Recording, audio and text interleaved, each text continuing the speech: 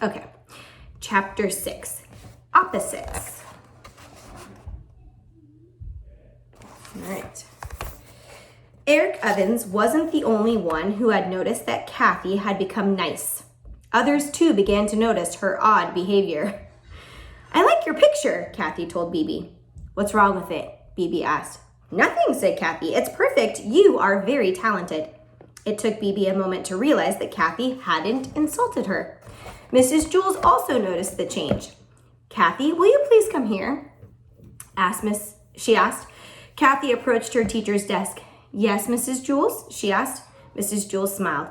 You have been doing very well, Kathy, she said. I've noticed a real improvement in your work and in your attitude. That must be because you're such a good teacher, said Kathy.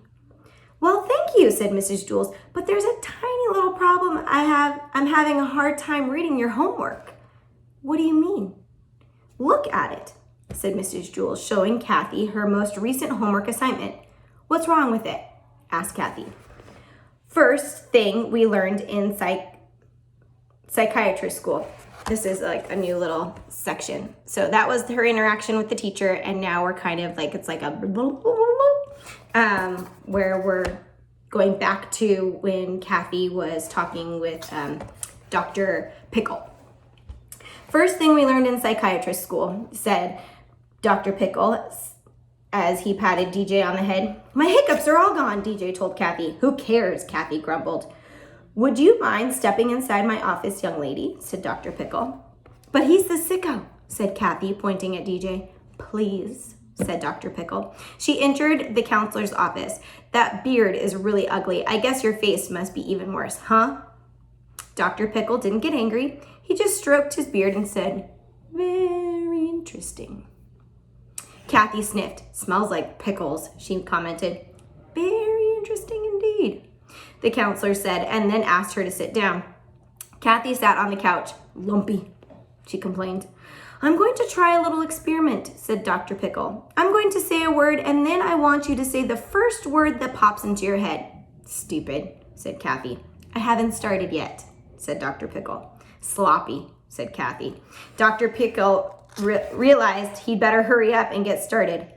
Cold, he began. Hot, replied Kathy. Hard, soft. Skinny, fat. This is kind of fun, isn't it, Kathy? Said Dr. Pickle. No, it's boring, said Kathy. Worse than I thought, said Dr. Pickle. I studied your condition in psychiatry school. I'm afraid you have a bad case of the opposites. No, I don't. You do. Dr. Pickle stroked his beard. Unfortunately, there was no known cure for oppositosis.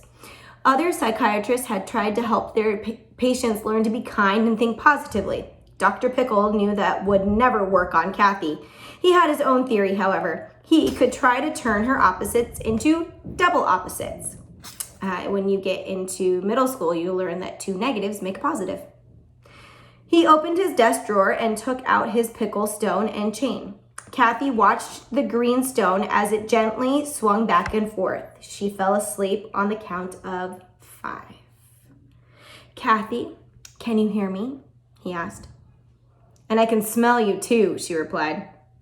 You are looking into a mirror, he told her. I'm looking into a mirror, Kathy replied. Tell me, what do you see? I see a beautiful girl with black hair, she said, and I see a funny-looking man with a pointy beard. Very good, said Dr. Pickle.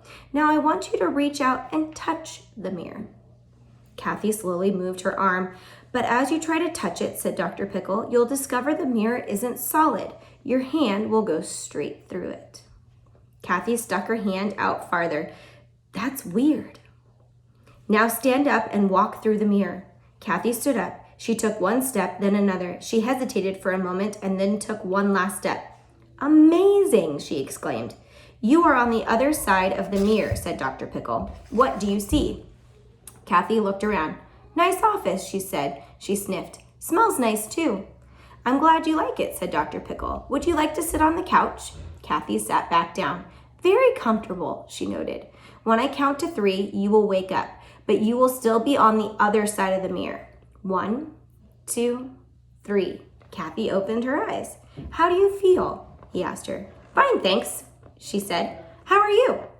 Very well, thank you, said Dr. Pickle. Do you mind if we continue our little experiment? Sounds like fun, said Kathy. Happy, said Dr. Pickle. Smile, said Kathy. Smart, said Dr. Pickle. Mrs. Jules, said Kathy. Friend, said Dr. Pickle. DJ, said Kathy. Dr. Pickle led her to the door. Thank you, Dr. Pickle, she said, shaking his hand. You are very wise, and I like your beard. Back to the classroom. What's wrong with my homework? Asked Kathy. It's written backwards, said Mrs. Jules. Every sentence, every word, every letter, even the numbers are backward. Looks normal to me, said Kathy. Do you want me to do it over? Mrs. Jules sighed. No, that's all right, Kathy. I'm just happy to see you're doing well. I'll figure it out. And then this is the sentence, but it's completely backwards. But what's funny is that it won't look completely backwards to you. Kathy smiled and then returned to her seat. All right, that was chapter 6. Now we know what happened to Kathy.